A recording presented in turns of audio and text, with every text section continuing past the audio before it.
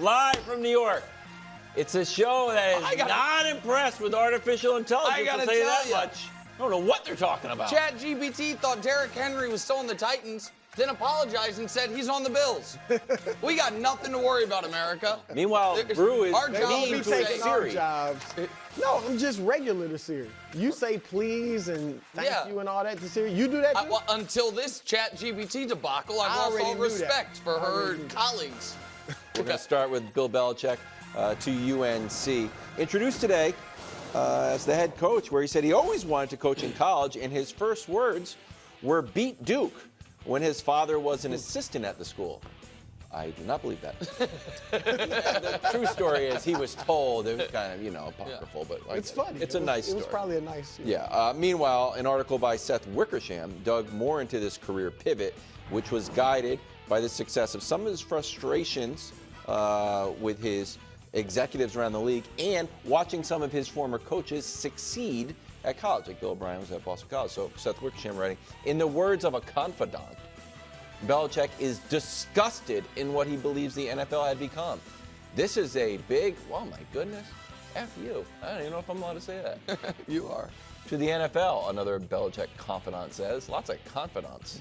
Same guy. It's almost a sure. Seth Wickersham, what is that? Same confidant. I would bet a lot of money it's Lombardi, but go ahead. Who's now the GM in North Carolina. The whole thing, press conference, Seth's great article. What was your takeaway? All right, so my reaction to this is it's the 72-year-old Hall of Fame head coach version of something we all either experienced or saw a friend experience in junior high school. I hear Sarah's breaking up with you at lunch. The hell she is. Third period. We're broken up. We're broken up. No. What do you mean? No, we're broken up. You tell everyone I broke up with you. I'm disgusted with the NFL. Makes me sick thinking about it, which is why I took 8 media jobs I hated in order to get in the good graces of media NFL jobs owners. I'd never even heard of. Right, and then media jobs that at one point were on simultaneously competing with each other. And so, if Bill Belichick always had his eye on college football, then he would have succeeded Nick Saban. Nick Saban left. He had the connections there. It's a great program. They didn't have a successorship in place. And I'm not saying Kalen DeBoer is going to, obviously this year the Alabama fans are mad at him, but it's a good hire. It made sense, and maybe he'll be great. But that's what he would have done. He wouldn't have gone to interview twice for Arthur Blank and the Falcons and then done all this. So I agree with a point Brew made yesterday, which is I am not sitting up here saying no chance this works. There is a chance it works. I don't even know what the betting favorite is, to be honest, because I do think if he can thread the needle of getting the type of 4 and maybe a couple 5-star kids that are open eyes signing up for Bill Belichick, he is going to have, as Charlie Weiss once said when he went to Notre Dame, and that didn't work, a decided schematic advantage. But to me, Brew, this was about him being legitimately worried, I'm not getting an NFL job, and acknowledging I have no chance of getting an NFL job where I am the football czar, where I control everything. And here, he will. He's installing his buddies, friends, and family everywhere and is going to run every part of it. Yeah. And by the way, if I were in his position, I might want to do the same thing. So I'm not even judging that necessarily. But I think it is nonsense, this idea that he turned his nose up at the NFL rather than the NFL turning their nose up at him, which, by the way, I think is a mistake. I think he would be a good hire for a number of teams, like the Cowboys who you've talked about, the Giants potentially if they have an opening. I think he would be better than whomever they bring in. But this is, to me, not a plausible trail of events. I totally agree. I mean, it felt like spin, all right, because it's hard to say bleep you to somebody that doesn't want you. They don't want him. That's true. That's why he's disgusted with the NFL. And to be honest, I get it. He's sitting there saying, hold up. Yeah, I won 6 Super Bowls. I have won more Super Bowls than every franchise except Pittsburgh. and I'm tied with them. And you don't, and some 35-year-old who hasn't done a thing is saying I'm not good enough. I can't do it. I get that. But the other side is that those 35-year-olds, I'm as much as I'd like to claim that I'm the only one that sees his record without Tom Brady isn't that good or isn't even average, it's out there for everybody. Everybody knows it. So they're looking at that and saying, this is not a small sample size. Well, that's why, just very quickly, yesterday, and I didn't love the tone I used with you, and I apologize for it, but when we were doing the Andy Reid Belichick thing, and I was like, do you think, because your total dismissal of that 8 of 11 seasons without Brady were losing seasons, I was like, do you think that's how the world looks at it?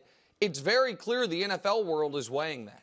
The NFL, if the whole league, that to me is what the NFL hiring world is has, I think maybe somewhat unfair, but real questions of how good, how great of a coach is Bill Belichick, and that's what we learned. And the fact that Brady went to Tampa Bay, and which had some talent, but still was 7-9 the year before he got there, and like you said, crushed. Go ahead. Well, they brought Gronk in, and he brought Antonio Brown. Yeah. So that was different. My issue with this, and then I'll talk about his prospects or his former prospects in the NFL is Brady. My issue with the Brady stuff is Brady wasn't Brady when they won 2 Super Bowls. 100% correct. Right. So the idea is I never won with Tom Brady. Man, he made Tom Brady. I think the Brady fallout, I buy. I think the Cam Newton experiment, where hold on, you had a fallout with Tom Brady and you had no real plan. So you took Cam and tried to make it work, COVID year, I get it, but that wasn't a real successor. Then you drafted a first-round quarterback. I know we joke around a lot, but and smoothed the snowball globe so much that you certainly brought him to his lowest, and it certainly didn't make him better. I think that is more than. Let me add something to that ledger. You couldn't win. The other thing to that ledger is he underestimated Brady's longevity by nearly a full decade. Because he was ready to get rid of Because they drafted Jimmy G, and the reason that Brady had to reportedly go to Kraft and be like, hey, man, we got to move on from him was because in 2014, he was like, we got to be ready for the end of Tom. That's a football miss. I know, but I don't That's a big football miss. Again, just to be the Belichick defender, I don't think if someone sets the record for something, it's an outrageous decision. Also, you meaning winning Super Bowls at 43, or however 42, that's if you're fair. every coach in the history of the NFL be like, hey, do you think you win a Super Bowl? The guy's 42. No, there's no data. And teams weren't breaking down the door to get Brady. No, that's exactly. And Brady was revitalized by Bruce Arians. But and then get to your thing. The point I'm making is he won his last 3 Super Bowls in New England after they drafted. Belichick was like, this guy's nearing the end. And then in New England, went to 4 more and won 3. So it was a little of a premature vision on that. But go ahead. All right, so then Seth went through the teams basically where Belichick realized that there was no door open. And I just want your reaction on, I'll just go through them all, Brewing, give me what jumps out. The Cowboys, he didn't think they were going to move on from Mike McCarthy. The Bears, they're like, you know what, this is probably Ben Johnson's job. The Woody Johnson thing, he's mad at Woody Johnson from almost 3 decades ago. Yes. The Jags, he had a falling out with Khan's son. Yep. So then all of a sudden he's kind of stuck with And there was the Giants. The Giants, he was loyal to Dayball. He's like, he kind of wants Dayball, doesn't want to steal Dayball's job. So he almost took himself out of 2 of those jobs. The loyalty to Dayball took himself out of that one, and the Cowboys didn't know. So no, I agree. I think the only 2 jobs, and I get his loyalty to Dayball, but the Cowboys and the Giants are the only 2 I would have considered him for if I was running one of these teams. And the Cowboys, I think, is the place. Giants aren't. He would make them really good and maybe a playoff contender, but they're not that close unless they get that quarterback. Cowboys, I think he'd have right there. And so that was the move. But let me say this, too, about teams, what they could be looking at. In addition to the record without Brady, his personality. We know Robert Kraft, sullied his name and all that. But look, it doesn't generally end well, Nick, for legendary coaches in the NFL. Tom Landry, 2 Super Bowls he won with the Cowboys. He missed the playoffs his last 3 years, and we know was unceremoniously fired by Jerry Jones. I mean, that was shocking the way Jerry Jones treated him and fired him. Chuck Noll, 4 Super Bowls with the Steelers, missed the playoffs 7 of his last 8 seasons. And then Mike Shanahan missed the playoffs 6 of his last 7 years, went to Washington for 4 years, was 24-40. So there is an element of, does the game pass you by a little bit? We've seen it with legends. And defensively, it certainly hasn't with Belichick. But the way it ended in New England, it wasn't good. What were they, 3-10 a year ago at this time? And they're 3-10 now. Mm-hmm. So I think teams also are legitimately like, dude, he'll be 73 at the start of next season. He hasn't, done well recently. And look at all these legends that struggled as well at the end of their career. So I think that's legitimate. That's fair. All right, Rams in San Francisco tonight. Rams are hot. 49ers are in last place. But Brock favored by 3 points here. Projections give the 49ers a 10% chance to make the playoffs. What are the chances that Purdy outplays Stafford? Well, first of all, we are seeing Brock the leader. Everybody knows the great story last week. He plays tremendously, and he started off Saturday night with a rousing speech that got everybody going to his team. And this is what I said. He will be better, but his numbers won't be as good. And I think he's better this year. No. I know his numbers. I think he's a better quarterback. I don't think he's obviously you don't think hasn't he's played playing well. better? No. No, but I'm just saying I think the experience he's gained, his mobility has improved, and I think he's seeing stuff like I don't have all these guys, so I've got to. You're either gonna sink or swim, and I think for the most part he swam.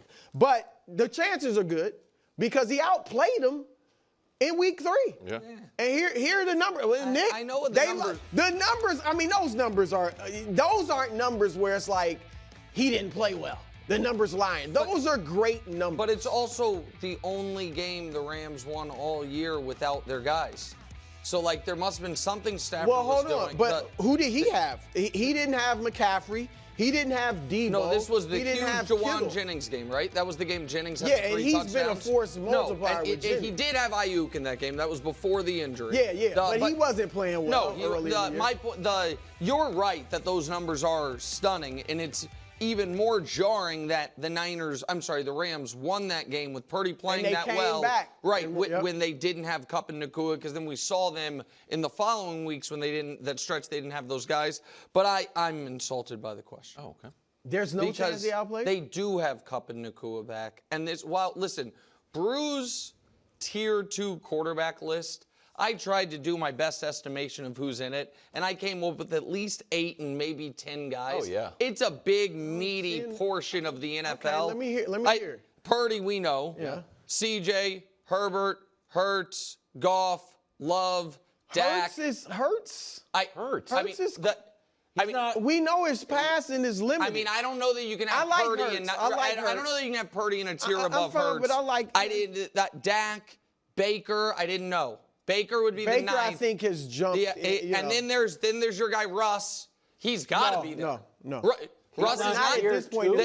Not your tier 2. Now he's got to do more. Okay, what about Tua? What about Tua? Tua's impressed me. Okay, all right, so that's my point. I know Geno's not in it. Geno is not. That's my point. Geno's the only guy. Geno and rookies. Geno, Cousins, Kyler, Kyler, Darnold, he won't put in there yet. So it's 10 guys. I got to see. So I don't know if it's 10. I just gave you just said yes. Darnold has to be. Let me hold on. Darnold is the definition. The reason I even mentioned it. Darnold? Here's the only reason I mentioned it. No. Because the reason I find the question insulting is because while Brews tier 2 is massive, my tiers are different. Mahomes is in the Mahomes tier by himself. Mm-hmm. That's fine. I know. For sake of the argument, that's fine. But then I'll just call tier 1 and put Mahomes in it or above it if you want. The guys you have and Stafford. I have him as a tier 1 guy, and I have Purdy at near the top of tier 3.